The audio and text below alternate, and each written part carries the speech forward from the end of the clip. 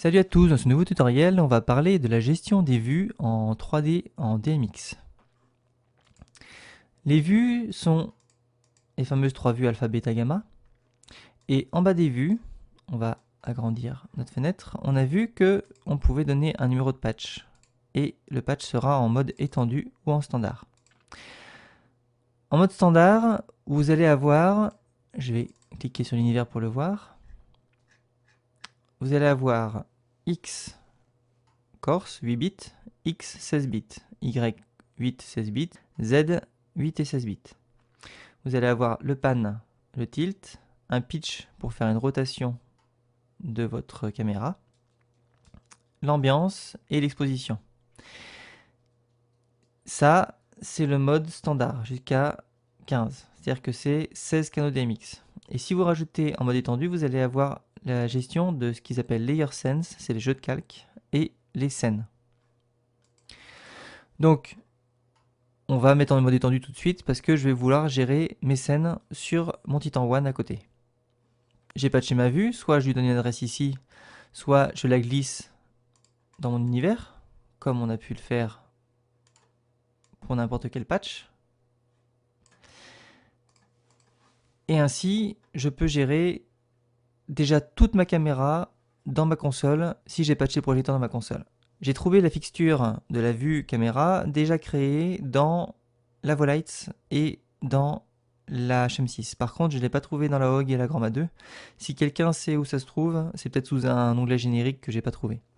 Maintenant qu'on a patché nos vues, on va vouloir également patcher nos jeux de calque et nos scènes. Quand vous allez avoir créé des jeux de calque et des scènes, si vous ne savez pas comment faire, je vous recommande de voir la vidéo qui en parle précédemment dans les tutoriels. Vous allez, en créant une scène, avoir un onglet interface DMX. Et ici, vous allez pouvoir donner donc un numéro. Ce ne sera pas l'adresse DMX, ce sera le numéro du projecteur dans le canal DMX. Sachant que vous allez avoir possibilité de donner 64 options. Parce que dans le projecteur, qui est créé dans la HM6 et la Volite, il y a 64 slots. Donc là, vous donnez l'emplacement de votre vue. Également pour les jeux de calque, sauf que là, vous n'avez pas cliqué sur les jeux de calque eux-mêmes, vous allez cliquer sur le dossier jeux de calque. Et là, vous avez un onglet pour gérer le numéro dans l'interface DMX. Alors, j'ai une voiture ici, j'ai un personnage. Je vais vous montrer comment ça fonctionne. Alors, si je suis sur le jeu de calque intro, je ne vois pas la voiture. Et sur le jeu de calque voiture, je vois la voiture. Dans les scènes, j'ai mon personnage qui est ici parce que je suis dans ma scène fin. Si je suis dans ma scène intro et dans mon jeu de calque intro, j'ai mon personnage qui est au centre ici. Voilà, on va regarder comment tout ça, ça fonctionne en DMX dans la console. Donc je vais prendre mes projecteurs, je vais les allumer. Et ensuite, en prenant ma vue, je vais avoir accès à différents paramètres. J'ai le pan tilt. Alors, dès que je vais sélectionner ça, je vais prendre la main sur la vue ici, et donc je reviens à une position qui est un 0, enfin 50-50. Donc je vais pouvoir reculer en Z pour essayer de voir un petit peu plus ce qui se passe. Et me déplacer, voilà, je vois j'étais un petit peu en dessous de la scène. Donc Y, et je peux me déplacer en X ici. Tout ça, c'est des informations que vous pouvez enregistrer dans vos playbacks pour les retrouver plus tard. Dans le pan tilt, donc j'ai le tilt et le pan ici. Vous avez dans BIM le pitch. Le pitch, c'est une rotation de la caméra.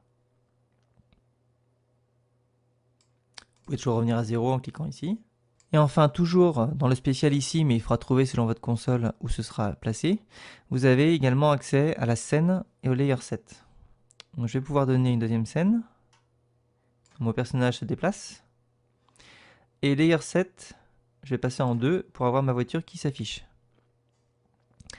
Alors, une information supplémentaire. Si je prends mes projecteurs, que je leur donne une information sur la voiture, et que je reprends ma caméra et je vais enlever ma voiture. Vous voyez que ça ne fait pas d'ombre portée. C'est parce que j'ai masqué ma voiture. Je vais revenir en 7.2 et je vais sélectionner ma voiture. Et ma voiture, je lui ai mis masqué, oui. Si je ne fais pas masquer, j'ai son ombre dessous. Et quand je vais passer en layer set 1, je vais avoir son ombre qui sera toujours là. Donc je suis obligé de la masquer. Mais pour l'avoir, il faut également dans ma vue que je mette objet masqué. Sinon, je ne verrai pas ma voiture apparaître. Donc je reprends ma voiture, je le remets masqué. Et si dans l'onglet vue, je mets objet masqué, je ne vais plus voir ma voiture. Il faut absolument que je coche cette petite case. Par contre, je ne verrai plus son ombre en dessous. Mais au moins, ça me permettra de la faire apparaître ou disparaître sans avoir d'incidence sur les faisceaux de projecteur. Je la replace. Voilà.